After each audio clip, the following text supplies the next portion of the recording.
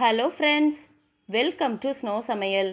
இன்றைக்கி நம்ம ஸ்னோ சமையலில் உடம்புக்கு ரொம்பவே ஆரோக்கியமான நெல்லிக்காய் ஜூஸ், பீட்ரூட் ஜூஸ் எப்படி செய்கிறதுன்னு தான் பார்க்க போகிறோம்.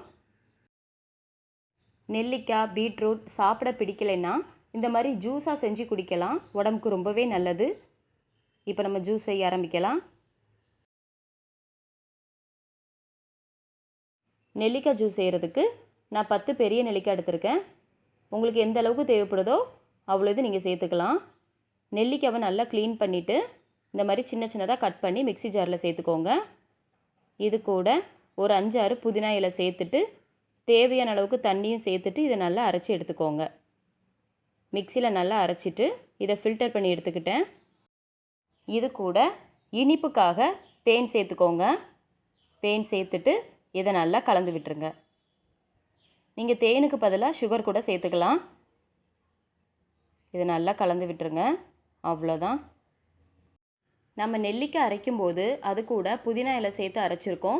புதினாவுடைய ஃப்ளேவர், நெல்லிக்காவுடைய துவப்பு, தேனோட இனிப்பு, இது எல்லாமே சேர்ந்து ஜூஸ் குடிக்கிறதுக்கு ரொம்பவே டேஸ்ட்டாக இருக்கும். இது உடம்புக்குமே ரொம்ப நல்லது. கண்டிப்பாக அந்த ஜூஸ் செஞ்சு பாருங்கள். இது மேலே அழகுக்காக புதினா இலை. அவ்வளோதான். நெல்லிக்காய் ஜூஸ் சூப்பராக தயாராகிடுச்சு. பீட்ரூட் ஜூஸ் செய்கிறதுக்கு பீட்ரூட்டை நல்லா க்ளீன் பண்ணி அதனுடைய தோல் எல்லாம் நீக்கிட்டு சின்ன சின்ன பீசஸாக கட் பண்ணி மிக்ஸி ஜாரில் சேர்த்துக்கோங்க.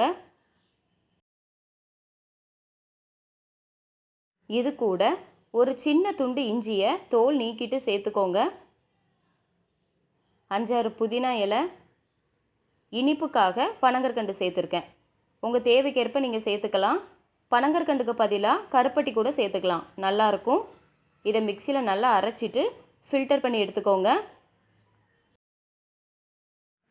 பீட்ரூட் ஜூஸ் சூப்பராக தயாராகிடுச்சு. இதை ஃப்ரிட்ஜில் வச்சுட்டு சில்லுன்னு குடிக்கிறதுக்கும் நல்லாயிருக்கும். அப்படி இல்லைன்னா ஃப்ரெஷ்ஷாக குடிக்கிறதுக்குமே ரொம்ப நல்லாயிருக்கும். இது மேலே அழகுக்காக புதினா இலை. அவ்வளோதான்.